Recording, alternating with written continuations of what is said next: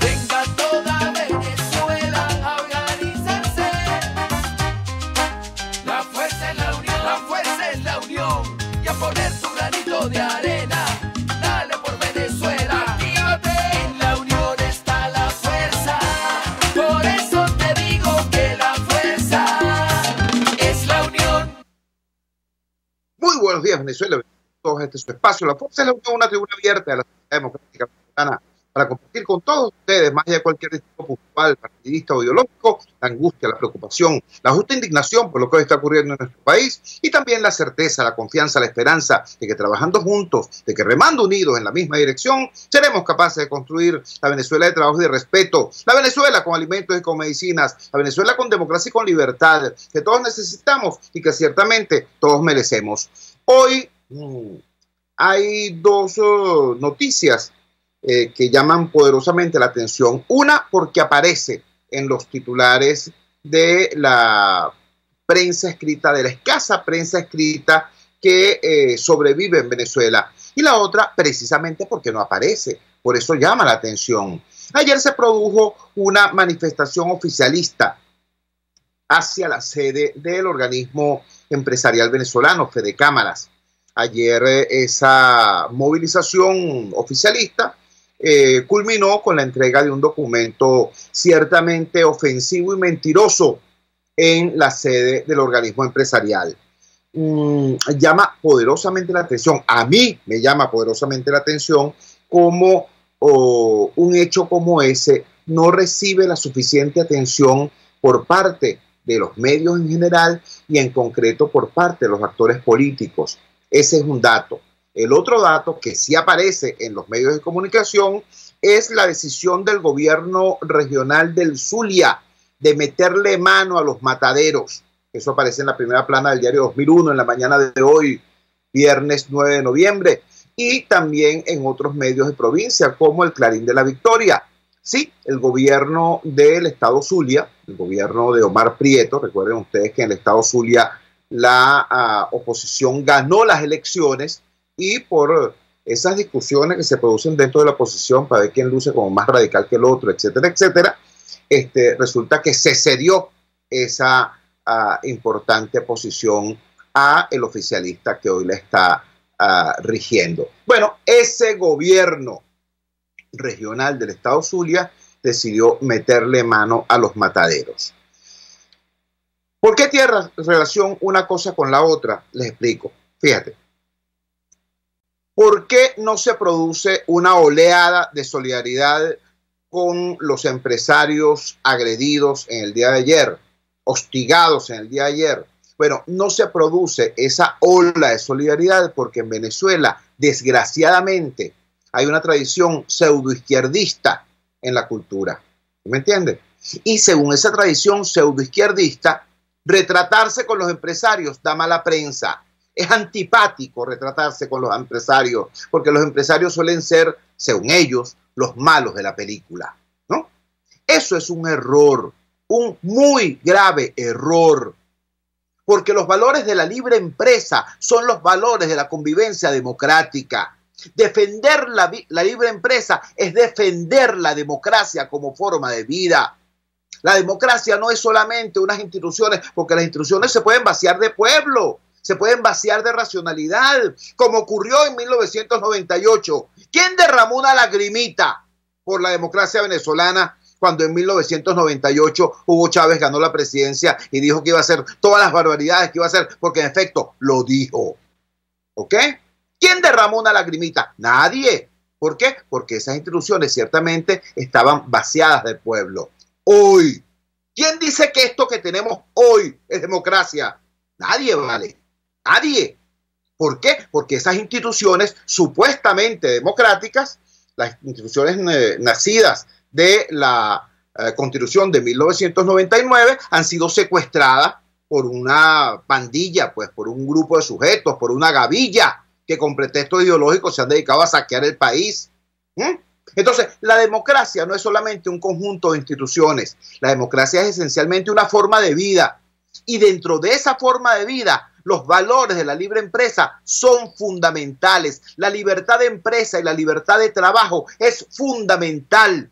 Y los políticos venezolanos, incluso, chicos, los políticos de oposición, hay que decirlo, están acostumbrados a relacionarse con los empresarios casi que en secreto, casi que escondidas, ¿no?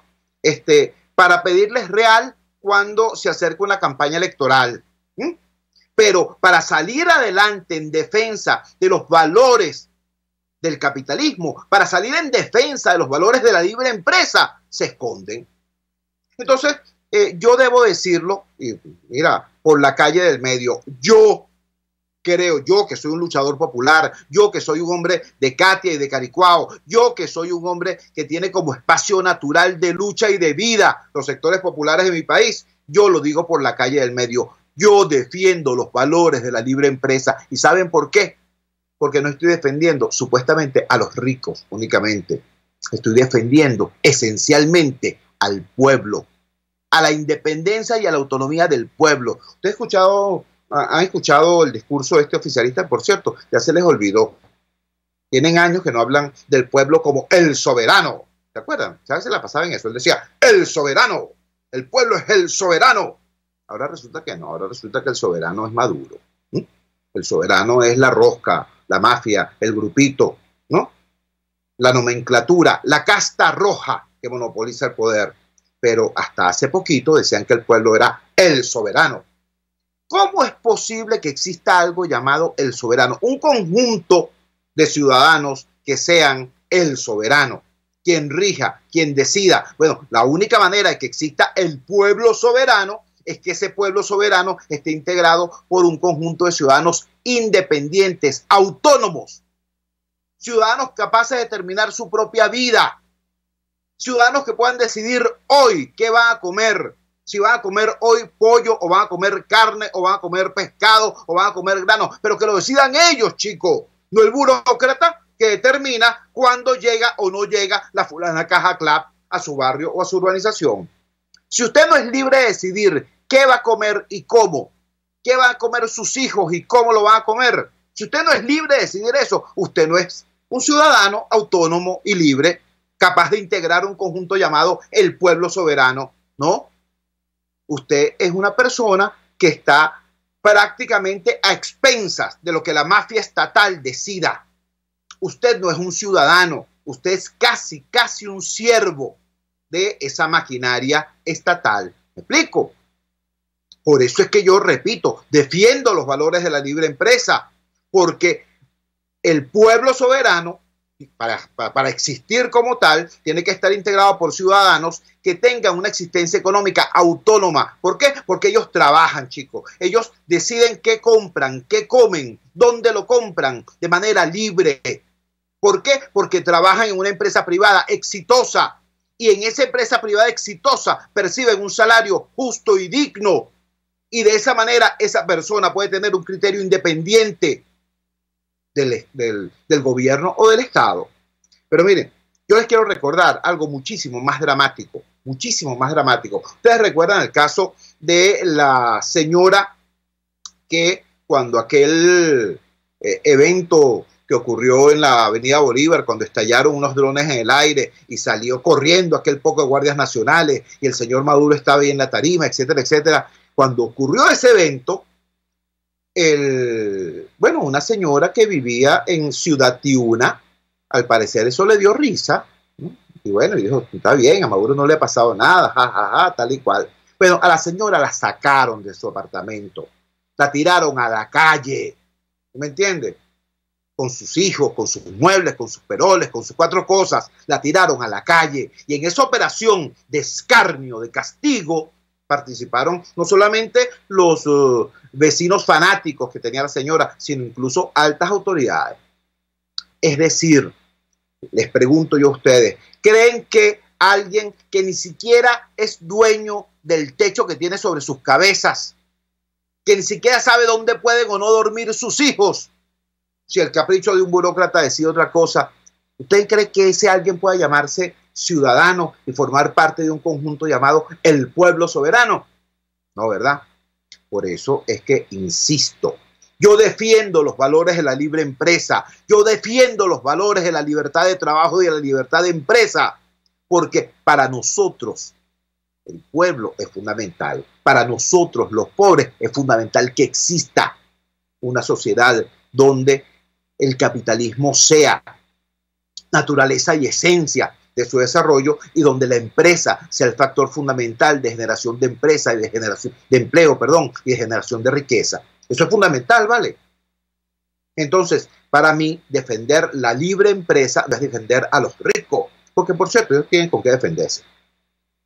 Para mí, defender los valores de la libre empresa es defender los valores de la democracia y en esencia es defender los valores de la venezolanidad y los valores del pueblo pobre, del pueblo que necesita que exista una estructura donde la movilidad social sea posible, donde crecer, mejorar, prosperar a punta de estudio y de trabajo sea posible. Y eso es únicamente posible en una sociedad capitalista bajo una estructura democrática.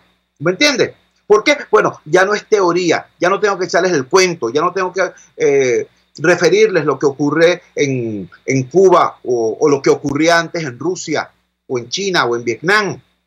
No, vale, es lo que hemos vivido nosotros, lo que hemos vivido nosotros los venezolanos. Bajo un régimen comunista no hay sindicatos libres, no los hay. Si los hay no les paran, por cierto, los reprimen, los hostigan, los persiguen. ¿Ves? Bajo un régimen comunista no hay libertad de huelga, no hay libertad de asociación. Bajo un régimen comunista, primero te violan los derechos económicos y sociales. Es decir, te quitan el derecho a la contratación colectiva, destruyen tu salario, destruyen tus prestaciones, destruyen tus utilidades. Y luego, cuando sales a protestar por eso, destruyen tus derechos civiles y políticos, porque te reprimen, te encarcelan, te hostigan. ¿Entiendes? Eso es lo que ocurre en un régimen comunista. Al pueblo, al ciudadano, al trabajador, al pobre. El pobre, bajo un régimen comunista, no tiene opciones sino morirse pobre. Para que el pobre tenga posibilidad de movilidad social ascendente, como dicen los sociólogos, es fundamental que exista, por un lado, una estructura económica que permita la generación de riqueza a punta de esfuerzo y a punta de talento. Y eso se llama capitalismo.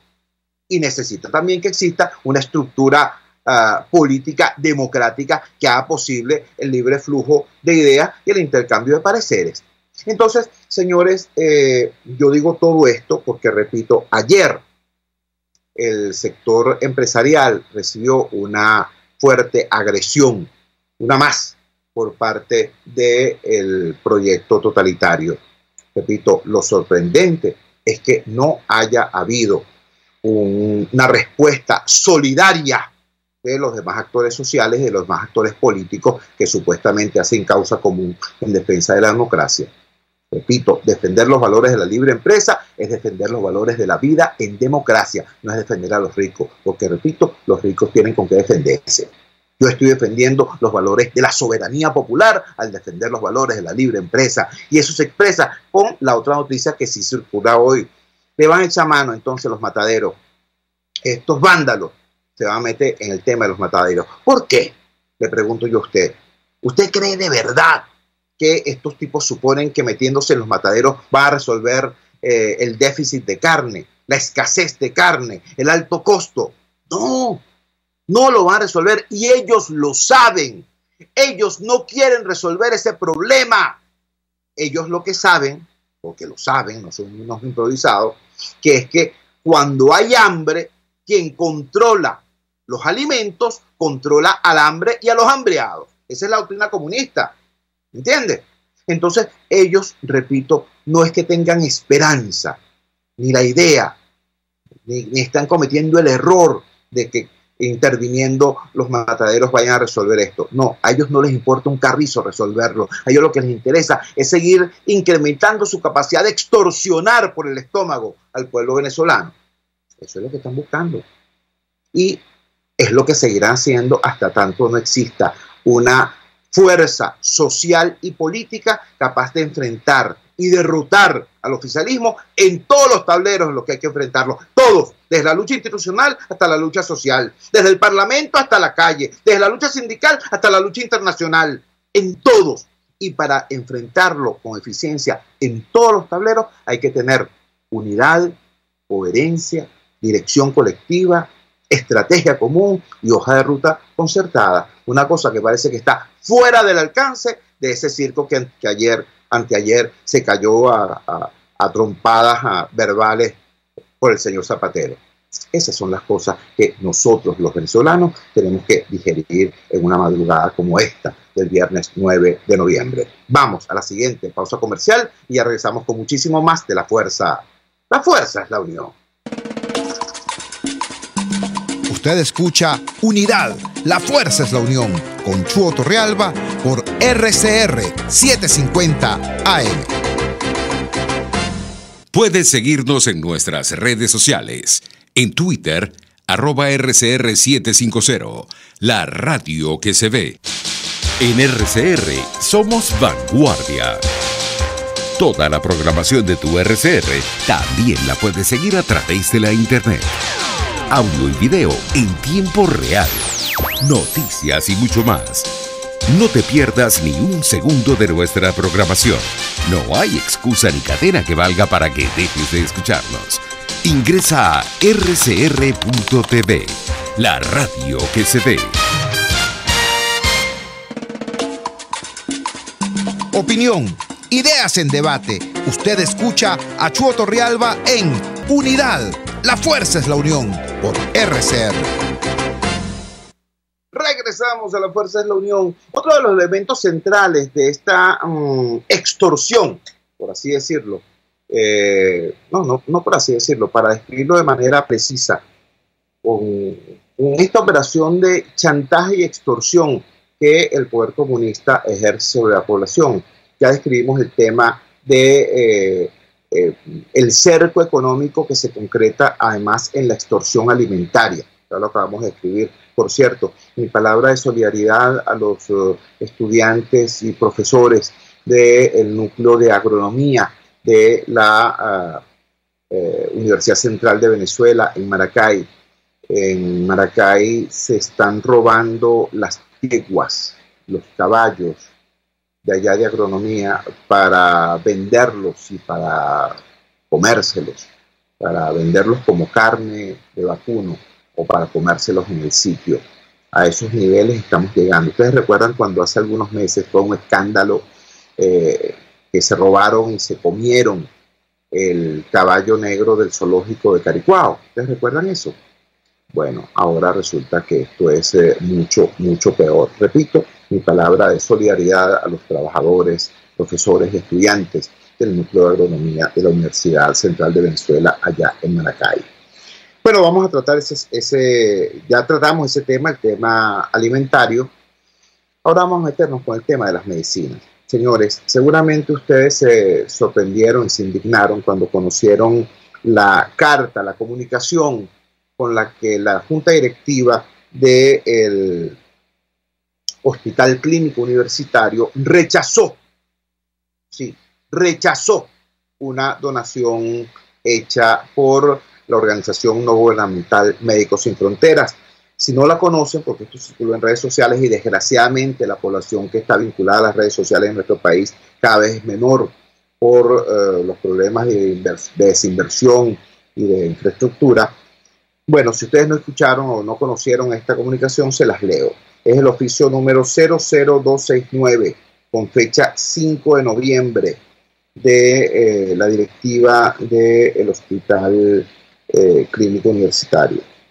Dice así: ciudadano doctor Gustavo Benítez, jefe del Departamento de Cirugía Hospital Universitario de Caracas, muy cordialmente me dirijo a usted por medio de la presente en relación a su comunicación recibida bajo el número 918 en fecha 24/10/2018, a través de la cual nos remite en anexo un certificado de donación de insumos y medicamentos provenientes de Médicos Sin Fronteras. A este respecto, cumplo en notificarle que por decisión de esta directiva no se recibirán donaciones por parte de dicha organización. Sin otro particular a qué hacer referencia, atentamente, firma un representante de la directiva del Hospital Clínico Universitario. ¿Ustedes conocen el Hospital Clínico Universitario? ¿Lo conocen? Si lo conocieran, supieran que efectivamente hasta su arquitectura es algo de vanguardia. Hasta su arquitectura responde al diseño de un hospital para la vida, para la gente, para la construcción de salud, no solamente para el combate a la enfermedad.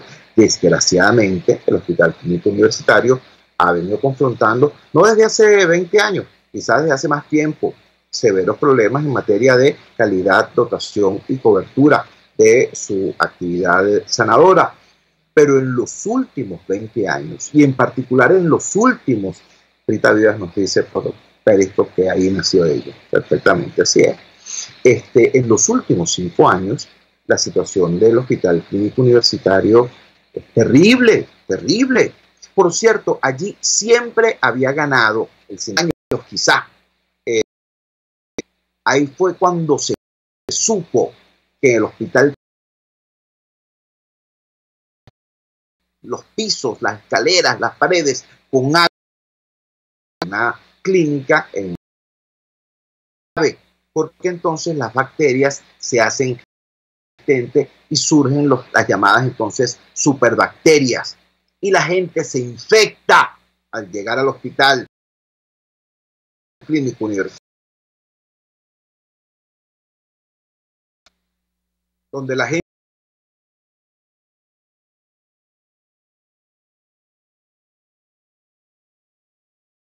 con las dos cánulas en las fosas nasales o con la mascarilla, saben que eso no es una moda o un atuendo, saben que la vida depende de eso. Bueno, estamos hablando de eso, del suministro de oxígeno a los hospitales. Bueno, imaginemos que logran traer al técnico del exterior y que logran, en efecto, reparar el daño producido por el mal servicio eléctrico. Ok, ¿cuánto tiempo faltará para que un nuevo apagón o una nueva cadena de apagones o una nueva fluctuación de servicio se va a una fase, se va a no sé qué cosa, que la empresa se resienta nuevamente, no hay oxígeno, ya estamos muriendo, no hay ni siquiera oxígeno. Instrucción a los empresarios, con los empresarios de la convivencia en democracia, nada más, nada menos. Los empresarios, junto con los trabajadores, junto con las comunidades, actores fundamentales. ¿No? Y vemos el primer segmento en el primer de las medicinas, si hay o no acceso.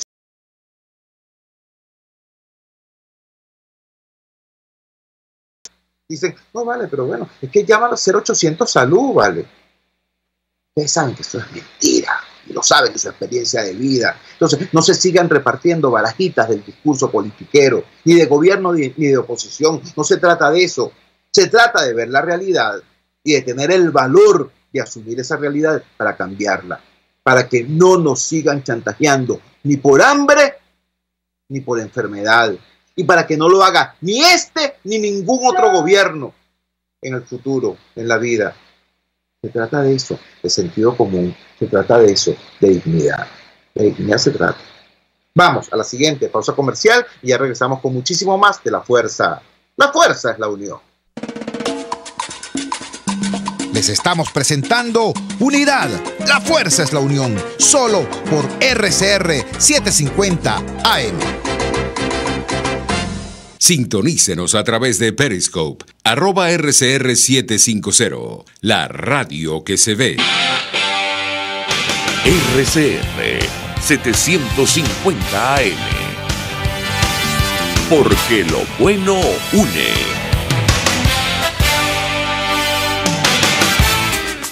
En la crisis se encuentran las oportunidades. Aquí en Sin Estrés se las mostramos con invitados especiales que nos regalan sus experiencias por una Venezuela mejor. Cada tarde, de lunes a viernes a las 3, desde el emprendimiento, la educación, la salud y el entretenimiento. Por nuestra calidad de vida se nos hace necesario tomar un respiro del agobio diario, dedicar unos minutos a la salud mental y emocional para vivir sin estrés. Sin Estrés, de lunes a viernes a las 3 de la tarde por RCR 750 AM y RCR.tv, la radio que se ve. les estamos presentando Unidad. La fuerza es la unión. Solo por RCR 750 AM. Regresamos a La Fuerza es la Unión. Me reportan que tenemos algún problema a nivel del audio. Ojalá que podamos solventarlo y sobre todo que a través de las redes sociales podamos efectivamente entonces multiplicar la cantidad de gente a la que puedan llegar estas reflexiones, estos mensajes, estos llamados. Mira, hablábamos del tema de la economía, hablamos del tema de los alimentos, hablamos del tema de las medicinas, hablamos del tema hasta del oxígeno en los hospitales. Ahora vamos a hablar de cómo nos defendemos de esto, de esta situación, y cómo pasamos de la contemplación o del malestar o la denuncia a la acción, a la parte proactiva, a la parte resiliente, resistente frente a esto. Por supuesto, lo primero, elemental, hay que organizarse. Y no vaya a temer que voy a empezar a hablar acerca del tema de la oposición y que hay que unificarla, etcétera. Eso es después. Lo primero, señores, lo primero que hay que cuidar, lo primero que hay que proteger, la primera instancia de organización humana que hay que proteger en este momento frente a esta embestida es nada más y nada menos que la familia, lo que queda de la familia. Yo quiero recordarles a ustedes las palabras que utilizaba el difunto presidente Hugo Chávez cuando intentaba descalificar a los estudiantes en lucha. ¿Ustedes recuerdan aquel año 2007 cuando el movimiento estudiantil salió a luchar para promover la participación electoral en el referéndum contra la reforma constitucional? ¿Recuerdan aquello? ¿Recuerdan aquel despliegue de energía juvenil en todo el país? Y recuerdan el discurso con el cual el señor Chávez intentó descalificar esa población de los muchachos. Su mayor insulto para los muchachos era decirle que eran hijitos de mamá y papá. Así les decía, ¿recuerdan? Googleenlo si quieren, lo van a encontrar. Hijitos de mamá y papá. Así intentaba descalificar el hoy difunto Hugo Chávez a los muchachos en lucha. Chicos, como que si tener mamá y papá fuera un pecado, como que si tener mamá y papá fuera una raya, ¿no? Un acto que implicara, una realidad que implicara desprestigio social. Bueno, así decía Chávez, hijitos de mamá y papá. Pues sí, vale. Ojalá en Venezuela todo niño tuviese efectivamente su padre y su madre, juntos o separados, pero que los tuviera y que los tuvieran además cumpliendo con sus deberes, protegiendo a sus hijos, manteniendo a sus hijos, orientando a sus hijos. Bueno, eso se llama familia. Y por allí empezó la ofensiva del proyecto totalitario contra la venezolanidad, socavando la familia. Hay que decirlo con toda claridad, porque aquellas palabras de ese señor no eran casuales. Para ellos, el que los niños tuvieran mamá y papá era toda una ofensa. Bueno, vale, resulta que la primera instancia que hay que defender efectivamente es la familia. Miren ustedes sus familias hoy. En este momento la inmensa mayoría de las familias venezolanas están o divididas por el morbo de la política. Yo te digo, a estas alturas del partido, yo conozco familias donde la madre discute agriamente con la hija, o la hija con la madre, o el hijo con el padre, o el padre con el hijo. A veces peor, no es que discuten agriamente, es que no se hablan. Y tienen meses, años que no se hablan por el tema político. Por ejemplo, ese es un caso. Tenemos otros casos mucho peores. Tenemos los casos de las familias desarticuladas, la gente que se ha tenido que ir del país, el síndrome de los nidos vacíos, la gente que se va del país buscando o huir de la violencia, o huir de la represión, o huir del hambre, pero en todo caso se van por eso. Las familias separadas, las familias divididas, la familia que en tiempos como el que viene, en el tiempo de diciembre, entonces en vez de reunirte en la cena, te reúnes con las sillas vacías, con los puestos vacíos, y cada puesto vacío es una cicatriz, y cada cicatriz es una lágrima, de alguna manera. Gracias a Dios, la tecnología permite que hoy veamos a nuestros seres queridos que están lejos de nuestras fronteras y a veces lo vemos incluso ahora con más frecuencia que antes. Gracias a Dios, pero eso no es el sustituto del contacto. Familia es eso, integración, contacto. Bueno, entonces tenemos primero las familias divididas por el morbo politiquero. Segundo, las familias divididas por la distancia. Tercero, las familias divididas por la muerte. No olvidemos, ¿vale? No olvidemos. Solamente en el año 2017, más de 150 muchachos asesinados por la represión. En el año 2014 hubo más de 40 muchachos asesinados por la represión. No olvidemos la inmensa cantidad de gente presa. Unos presos, otros sencillamente secuestrados por el Estado. Esas también son familias divididas. Esas familias también están afectadas por esta situación. Y hablamos, por supuesto, de la gente impactada por el morbo politiquero, hablamos de los que se han ido del país, hablamos de los presos políticos, pero ¿y las familias que son víctimas de la violencia cotidiana, de la violencia amponil? Estas 20 y tantas mil muertes al año, 24, 22, 25, 27 mil muertes al año a manos de el AMPA violenta, con y sin uniforme, por cierto, hay que decirlo. Todas esas son familias afectadas por esta desgracia, ¿no? Entonces, repito, lo primero, después que hacemos esta reseña en el primer y el segundo segmento del programa acerca de cómo estamos viviendo, de la agresión económica contra la gente, de la agresión, de la extorsión por hambre, del terrible caos de la medicina, la amenaza entonces, además del hambre, de la enfermedad. Decimos, bueno, ¿qué hacemos? Porque no basta la lloradera, no basta la queja. Pero lo primero es organizarse. Y la primera instancia de organización que hay que defender es la familia.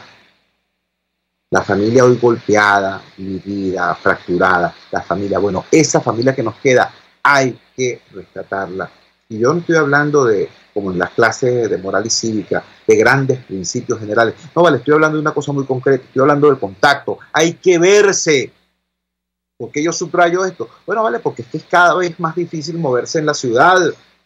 Si no hay efectivo para el pasaje, si no hay transporte siquiera, si la gente anda guindada, chirrinchera, la llaman en el Zulia, perrera, las llaman en Bolívar, pero en todas partes son estructuras rodantes extremadamente eficientes que ponen en peligro la vida de la gente que las utiliza.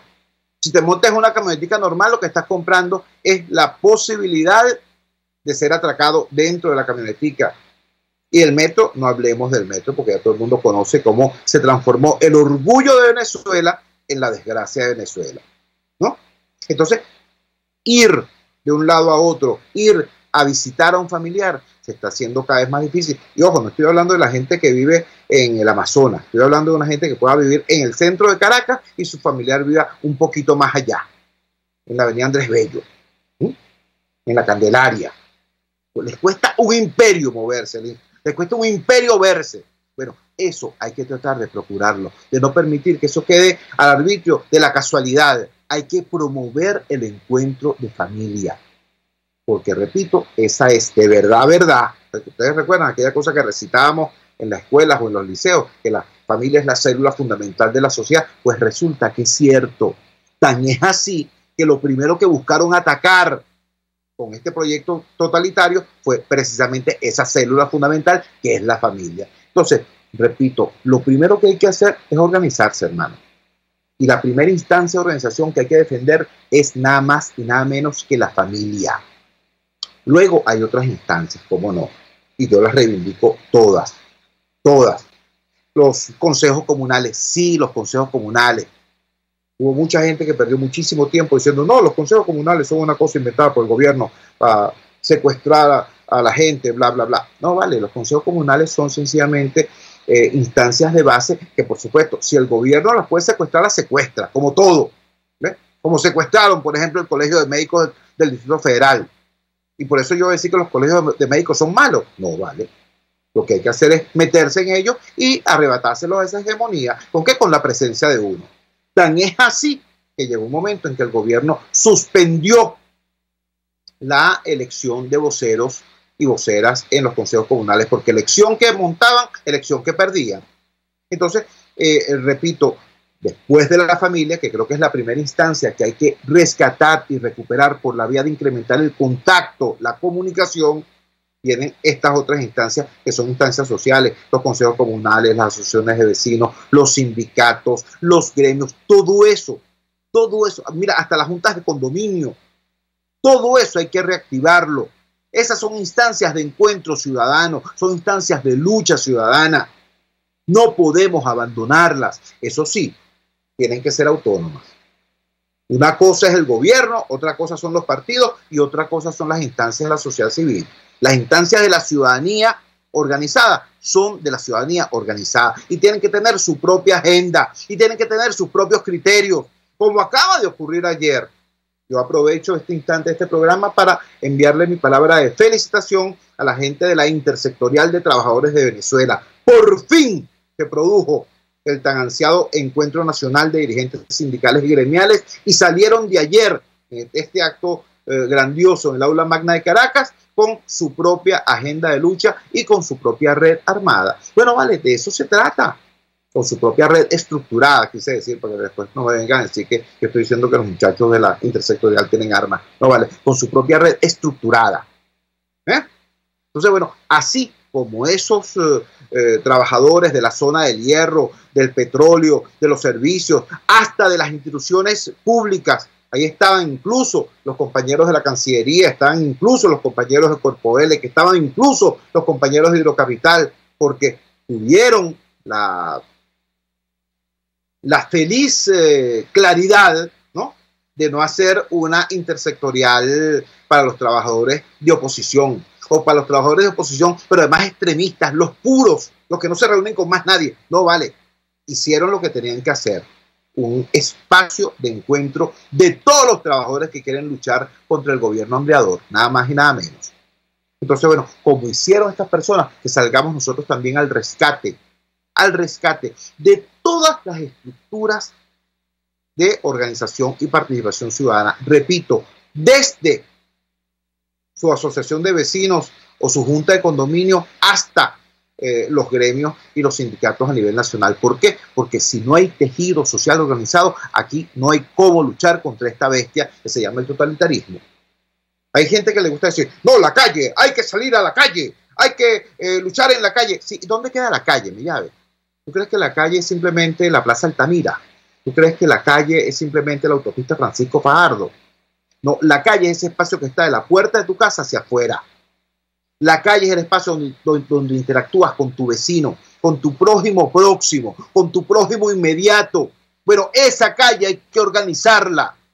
La organización de esa calle no se le puede dejar al régimen, al gobierno, al Estado, que por cierto, si le hace caso y utiliza el CLAP, por ejemplo, para eso, para la organización calle por calle, en función de sus intereses.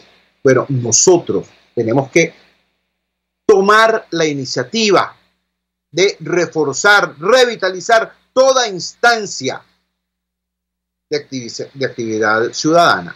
Esa es la calle, ¿me entiendes? Esa es la calle que interesa, no la calle episódica, puntual, de una acción hoy y otra más nunca. No, esa calle que tienes al frente, repito, en la puerta de tu casa. Decíamos, hay que organizarse, sí. Lo primero, la familia, rescatar la familia como instancia natural. Lo segundo, rescatar las organizaciones de la sociedad civil. Vamos a la siguiente pausa comercial y ya regresamos con muchísimo más de La Fuerza. La fuerza es la unión. Les estamos presentando Unidad, la fuerza es la unión, solo por RCR 750 AM.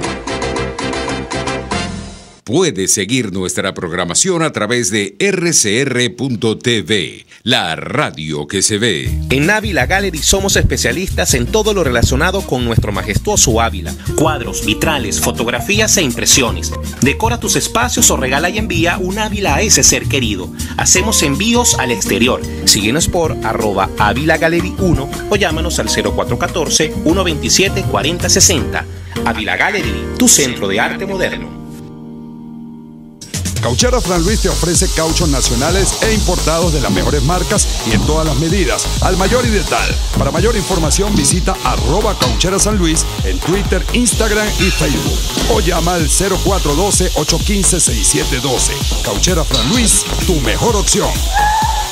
Cedice Libertad les invita del 5 al 9 de noviembre a participar activamente en los eventos que conmemoran el 29 aniversario de la caída del Muro de Berlín. Toda la programación que tendremos, lo que hemos denominado la Semana de la Libertad, lo pueden ver y reservar a través de la página web cedice.org.be o a través de nuestro Twitter @Cedice. Desde allí pueden acceder a toda esta programación que tendrá foros, conferencias, seminarios, programas en vivo a través de las redes sociales para conmemorar este evento tan significativo para el mundo como fue la caída del Muro de Berlín.